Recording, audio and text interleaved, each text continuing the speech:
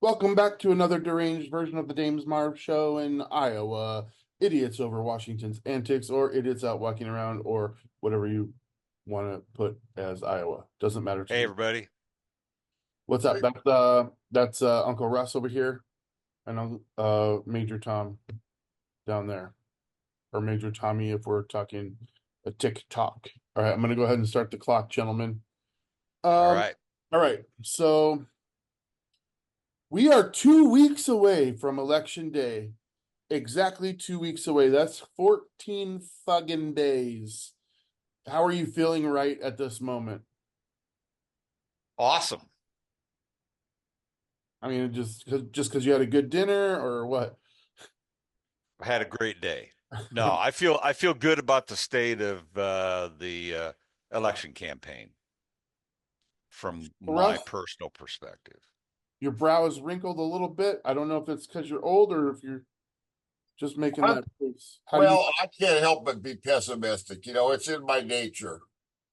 And I'm afraid that Trump might pull it off. Uh, it really depends. You can find news sources that have them neck and neck. You can find news sources that have Trump ahead. You can find news sources that have Kamala easily winning. I uh, I don't think the polls are very reliable, and the news media in general, particularly at this stage of the game, they're just nonstop talking heads, making all sorts of contradictory noise. So I'm glad I've already voted. I got it over with. So Yeah, my mind has already been made up, but I'm a little bit more pessimistic than Tom. I just need a couple stamps. Mine's on the way. But let me ask you this. Since you find it hard to believe any of the riffraff that's out there, the pundits, the polls, any particular news source. How do you feel about Michael Moore and his predictions and how they've gone absolutely correct over the last 8 to 10 years? He says it's over. He says Trump has no chance. How do you feel about that? Was that bring you up at all? Yeah, All yeah, right. it does. I mean, He predicted a Trump victory in 2016. he did, and I'm going to tell you what I believe led to that, and we're going to talk about that bitch. And I don't mean Hillary. Hillary wasn't the greatest candidate we've ever had. She's also by far not the worst. The worst is running right now, and his name is Donald Trump. Um, and he says he loves this person that I'm about to tell you about. And I'm just curious to get your guys' opinion. It's a third party candidate. Her name is Jill Stein. Her own Yeah, family can't stand her, wants nothing to do with her, says they don't want to even comment on her as long as she's running for an election. Problematically, what she causes, yeah. this is why Donald Trump loves her, is she basically is Donald Trump. I don't understand the people that would vote for her, but everybody that she gets to vote for her, I mean, we're talking like less than 1%. But we're talking major areas like swing states, they are all Right, pulled off of the right. Democratic ticket, which takes votes away from That's Harris. the problem. She's at it again. Every 4 years, she shows up and accomplishes absolutely nothing. And what she provides is for that brand of Democrat or liberal who is too righteous to vote for a Biden or a Harris because they want to take a hardline stand against genocide. What is happening is they are aiding and abetting the Trump regime, which is wanting to encourage Israel to quote unquote finish the job. So if you vote for Jill Stein instead of Harris, I believe that you are voting for more Palestinian deaths, period. I sincerely believe that. Tom? Well, the history of third party candidacies in the country has usually been in the role of a spoiler, and that's what she is. I don't think that it's probably going to make a big difference in this election. I actually have voted for third party candidates a couple of times in my life, but it was in a situation where I didn't think by doing that I was going to cause damage to who I eventually wanted to win. And I was kind of making a statement about which direction I thought things should go. It was more or less a protest vote in one case, but um, in this election, we've got a lot to lose if it's really really close, which I still personally don't think it's going to be. But sometimes third party candidates actually serve a really good purpose. There was a guy by the name of James B. Weaver. He was from Iowa, and back in the late 19th century, he was the first socialist candidate for president. He got over 1 million votes, or progressive candidate for, and he kind of led the way for a lot of the progressive movement. But she's not doing that. This is nothing like that. All right. So The Electoral College, the way that it is, if you're in California, New York, Texas, Florida, your votes, they don't really matter. I mean, they're going where they're going, and you're just another duck in the pond. But I do believe, and the numbers support this, that in 2016, when he went up against, 2016 when he went up against Hillary, I believe those numbers cost her the election. in those Because Wisconsin, Michigan, Pennsylvania states, it yes. matters, okay? And I don't want to see the same thing happen again. Yeah, it just seems like a few small percentage points off the top, but this woman is really a problem. Again, I hope that we're so far removed from even considering Donald Trump as a legitimate human being, let alone candidate for president, that she's not going to make a difference. But people didn't really know in 2016 how bad he really was. And he touts how great his economy was while he was in office, but that was Obama's cleanup He, of he the inherited 8 years. yes, And guess what happens as soon as he leaves office, on the heels of a pandemic, which he completely botched? Of course, the economy went down. But guess what? In just less than 2 years, we've got a complete turnaround. And I think I want to talk about disinflation as opposed to deflation. All right. Prices aren't going to come down again. All right. No, they're not. Well, we don't want them to. And here's the thing. The rate of inflation is okay, just look at like the Jimmy Carter years. Gas was cheaper when Jimmy Carter was president.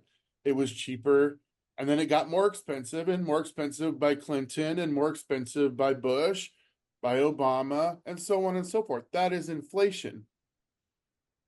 Deflation is, I might have them backwards, but deflation is when the prices go down. Yes. Disinflation means the rate of inflation is not increasing at a higher rate. Right. So you're not going to see gas prices go down under $2 again because they are where they are. It's what we need to look at now with this economy is they don't raise at a rate that our wages can't keep up with. That's the whole point. And Donald Trump's, I'm sorry to tell you, I've been doing nothing. Well, I've been doing everything based on like this new sports show that I have. It's taking up massive amounts of my time, but the time that I'm spending on this stuff is economics. I'm over the border. It's a problem. It's been a problem. It's always been a problem. I'm not saying it always will be a problem, but there's better people than me to figure it out. The bigger issue that we're facing right now, in my opinion, is the people that think the economy is somehow going to like put money back in their pockets if Trump is elected. He is not a savior of any kind. There's nothing he can do with any of his policies that's going to bring your prices back down. It's just not going to happen. And in fact, the things that he's proposing are going to do nothing but raise prices on the American people and make the rich people richer. And you are going to be, the poorer are going to be even poorer. Go ahead, please. Can I say a couple of things on that? There's been some studies done on this subject. So the last time there was any significant deflation in prices for an extended period was the Great Depression, and it was worldwide. And there's been some studies done through mathematical economic models and stuff here recently that indicate that if we had price deflation like that again, it would cause another Great Depression. The other thing, guess what was one of the main triggers of the Great Depression? It was something called the Smoot-Hawley tariff, which is the highest tariff ever enacted in the history of the United States on goods imported to the United States. It shut down world trade, it shut down the banking system, and it caused deflation. If that's what you want, that's what you're going to get with this guy. Now, Tom, we were a simpler people back in World War II. If that situation happened on American soil today, there would be mayhem. Yeah. Absolute mayhem. If you had 25% unemployment, yeah, it's never. I mean, even in the height of Obama's, the financial crisis, it only got to like 10 or 11%. This country 25% unemployment. Yeah. Cannot sustain another depression. No. Because a depression is going to turn into an outright civil war, murder of our own people will die. Our own people. I mean, if you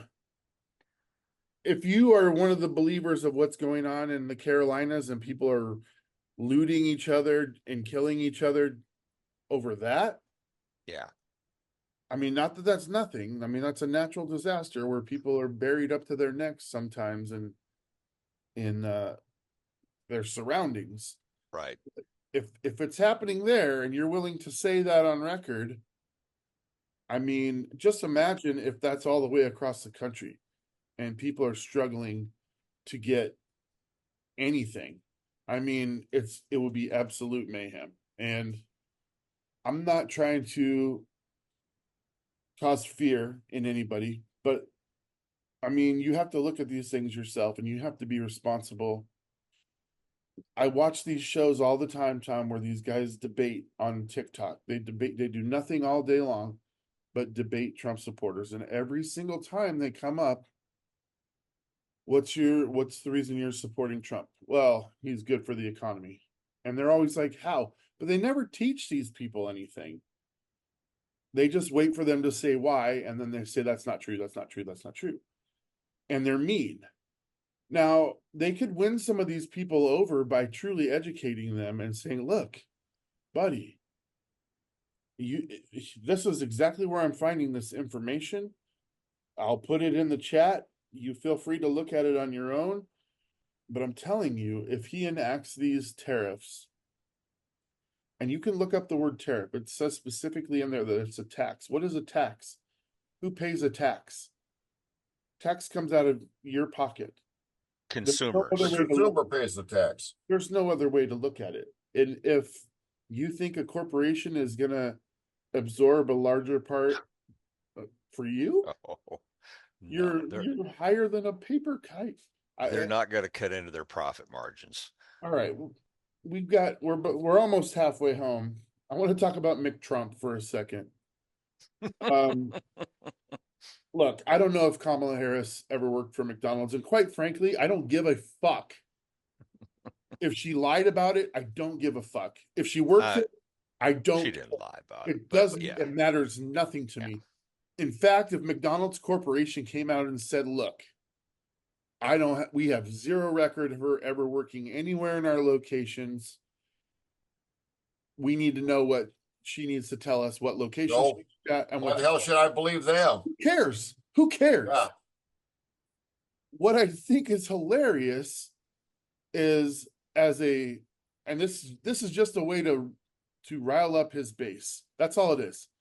They shut down a McDonald's, filled the parking lot with hundreds of Trump supporters, and Fake a lucky customers, handful of them got to fake drive orders. through the drive-through and thank Mr. Trump for being such a.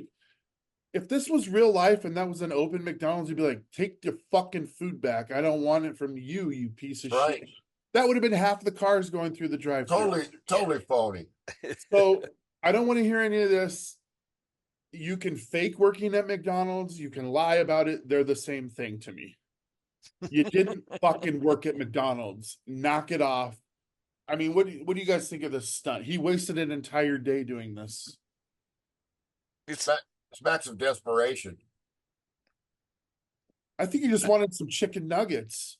Well, I think it was like, okay, she's got something that I didn't have, and so I got to do that too. It was just a totally staged event and not very well done, for that matter. He said that he was having, quote, the time of his life working that fryer. I wonder So- how he's going to do stamping out license plates. Give me a break. That's One they probably won't send him to that kind of prison. They'll probably send him to the kind of prison where you get to have a nice apartment and a golf course. I mean, Let's that's where hope not. Melania lives right now, to be fair. In prison on a golf course. Yeah. Guys, I'm sorry I don't have this information prepared, but I was looking into what the reason for my photo here. Military deaths under the Trump administration versus the Biden administration, because we're talking about all these proxy wars that didn't exist when Trump was president, and it's just a bunch of shit. Because you know what? The minute Trump gets in here, what do you think he's going to do? He's going to let Putin do whatever he wants. Yep. Ukraine is gone. Russia takes over whatever territories they want over the next 4 years, and Trump, they laugh about it. He gets rid of NATO when they should be working a resolution to include Ukraine in NATO. I mean, there's a lot of different ways to solve this situation with less bloodshed. I wish both parties, quite honestly, were better at this. To be perfectly honest with you, Biden could be way more proactive, but I think he's just looking at the finish line and saying, it's your problem, Harris. Yeah. Right. And she's not able to deal with it right now on the campaign trail, which is unfortunate because it makes her look like she's got egg all over her face. Yeah. Any extra comments on that? Well, are we going to get to some of the comments that were quoted in that Atlantic article today about him? Let's You go. want me to talk about that? Yeah. So, I mean, this gives you an idea, all you need to know about Trump's view of the military. 3 things in an article in the Atlantic today, and as far as we know, they can be pretty well. They've been well sourced, and I think they're accurate. One of them was that when he was overseas, and he supposedly called the veterans suckers and stuff. He said to his chief of staff, who's a former Army general, he said, why can't I have generals like German generals? And John Kelly says, you mean like the Kaiser's generals? You surely don't mean Hitler's generals. And Trump says, yeah, Hitler's generals. Why can't I have generals like that? So that was the first thing that came out today. And then also, there was a young woman who was assaulted, beaten, and killed down at Fort Hood, I believe it was, down in Texas a while back. It went during his presidency or when he was running, and it took him a long time to find her body. Yep. She was killed, and they did a big investigation, and a lot of the commanding officers and so forth were reprimanded. Some of them lost their job, and he wondered if we were being too hard on him. But he had promised to pay for this young woman's funeral, And then the bill came in, and it was $62,000 for the funeral. And I don't know all what was involved, if they had to have honor guard and all that sort of stuff. But he says, "You got to be kidding me. $62,000 to bury a fucking Mexican? I ain't paying it. They're trying to steal from me. I ain't paying it." And so I thought, okay, again, racism involved and making a promise that he doesn't keep and just stuff like that. And then let's see, there was one other thing that came out in this article. I'm trying to remember what it was. He does so much stupid shit, I can't even remember it all now. But those were two pretty bad ones. All right, let me Oh, I remember it now. I remember it now. okay. He asked, "Why do we spend so much time looking to try to recover the bodies of our soldiers who are missing and killed in action? Why do we spend so much time doing that? They weren't good soldiers; they got killed. If they were good soldiers, they wouldn't have got killed. Why do we even care about them?" Yeah. I'm paraphrasing, but yeah. Let me clear up some information. Donald Trump offered to pay for Vanessa Guillen's. Yes. When he got the bill, he complained, and this is in quotation marks. It doesn't cost $60,000 to bury a fucking Mexican. Yeah. I I mean, how bad is that? Just shows you what a piece of shit he is as a human being. He's well, always been a he shitty has human nothing but being since contempt day for this one. people. Yeah. She's a Latino, she's a woman, and she's a service member. Those are three things that he has nothing but contempt for. Right. And I'm only saying that he has no contempt for service members because he can't guarantee that they're up his ass with their beliefs. They might actually not follow his orders. Look, I have a feeling, guys, that his interactions with the military has been a lot of them going because there's really no other reason for him to have the amount of contempt that he has for these people. Like on the surface, he'll say, nice things about them as a group, but he never is complimentary to individuals. It's always this, you're a loser if you died for your, like, that's what happens, man. That's part of the job. That's why you didn't want to do it when your turn came. Yeah, That's why exactly. you opted out by making up something about your flat feet or whatever it was. It's ridiculous. The guy has a clown shoe. He's still mad at him for not letting him have his big fascist military parade in Washington that one year. Yeah, I mean, but it also it harkens back to why he would say, "Why can't I have military people that like Hitler had, where they would do whatever he wanted them to do?" Yeah, like they're out there, bud. But quite frankly, that's one of the scary things about him becoming president is I feel like he's going to have auditions for these people. They're not going to be like the people that are going to be in his cabinet this time. They're not going to be qualified people. They're not going to be the best people out there. The best anybody who's anybody knows if you're running for office as whatever party you're running for, when you get elected, it's due diligence to find people that disagree with you and challenge you, but also are reasonable enough people to understand that we have to work together because we represent all people. He's not that man. He's not going to he's not going to give a shit about us. And quite frankly, if he wins, it's the Electoral College that's going to do it, which means the majority of people he's going to be against. Right. Not for. And I'm not saying that the Electoral College is bad and needs to go away because when people I'll say that. I'll say it. Look, I understand I already know your arguments, guys. Yeah. But if you're seriously going to tell me that New York and California know what's going on in Iowa and Nebraska and should have all control over those decisions, they have a point. That's the whole reason the Electoral College exists. I'm not saying that I like it or that I'm for it. I mean, every time I've ever had any kind of like thing that I ran for, it was always the person with the most votes won. It Yeah. wasn't like, these people get the accounted for more votes than you because you're XYZ.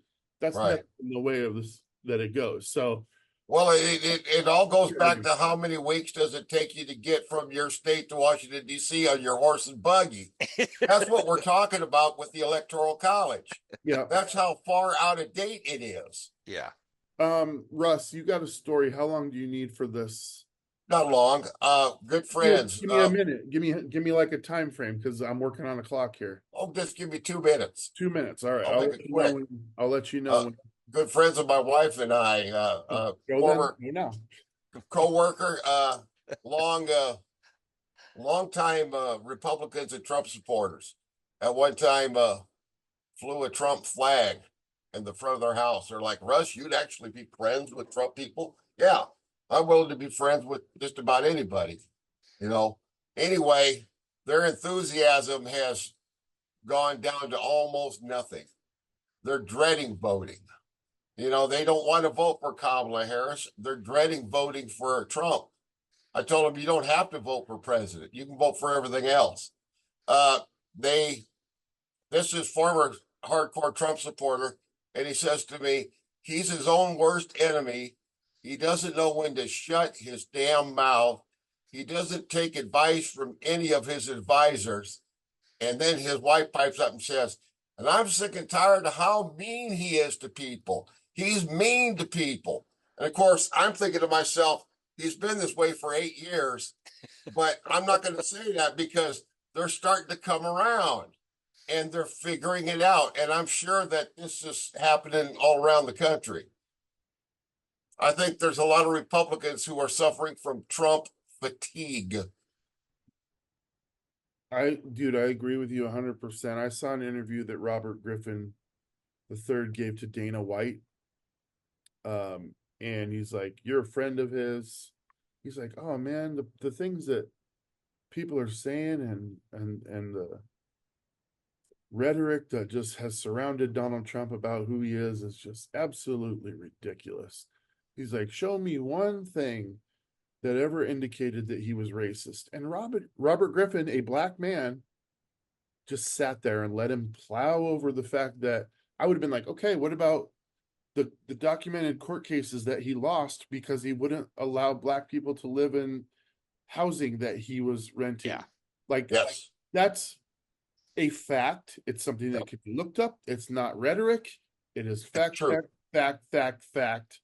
How is that not racist? I would have said that right to his face. So many people are scared to death to argue with Trump supporters. Why? I don't get it. You don't have a leg to stand on. You can literally take any argument they have and place upon it. They say, give me one. I'll be okay. I'll give you one, but I have literally 15 different examples of what you're asking me to say that he is, that you don't believe that he is. And I couldn't believe it. I was sitting there dumbfounded because this interview is pointless. It just comes across as like, okay, Trump is clearly I'm just too dumb to make an argument for myself. Like, it makes me want to puke, you guys. This is so, 2 weeks from today, please just go do your thing and then let's be over this. Please. It's exhausting. I got a sports show to do. Be worried about the shit all the time. Now, that's something I wanted to talk to you guys about. I know that you guys enjoy doing this, and I'm happy to do it tonight. I mean, this is like, you gotta have people of America, you have to understand. This morning, I had a radio on TikTok and Twitter live for 3 hours. All right. I took a short nap. I woke up, wrote the show for tonight's sports show based on everything that I watched last night. We came in and recorded it at 4:30. Between 5 o'clock and 7:30, I was editing that show so that it could be up live at 8 p.m. And then they're like, you guys, you want to do this? And I'm like, no. But here we Let me, are. Here we are because I believe in what we're doing, guys. yeah, But once this whole thing is over, I want you guys to continue like just a general discussion. It doesn't I mean, yeah, this campaign is what's motivating me to be here. But once that's I mean, I remember when Trump lost the first time to Biden, I quit watching the news. I was watching the news every day, 10 hours a day. As soon as Biden won, I was like, back to having a life.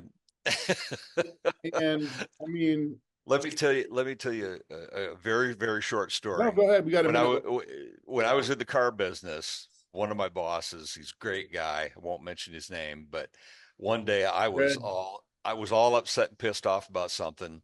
And, he said, Tom, this is the life we've chosen, and we chose poorly. Oh, And so, Damon, this is the life you've chosen. well, I'm not going to say I chose poorly. I just, No, I won't either, but yeah, well, time will tell. I'm still trying to get, get where we need to go. But if I don't make it here, like no one will be able to say I didn't try. that's right. You're So working your ass off. 20 Yep. seconds, Russ, close us down. Pardon me? 20 seconds, close us down. Well, very happy to be here. I'm happy to share my wit and my wisdom. You're all very welcome. And come back next time for more. Y'all come back now, you hear? All right, guys. Beep, beep, beep. That was, can you hear it? I hear it. All right. That means we've gone too long. All right, guys. Once again, thank you for providing last minute topics that I didn't have a chance to get to, but I came up with some on my own pretty quick. Yes, you did. And, good show. All right. See you guys whenever we do this again. We All only got right.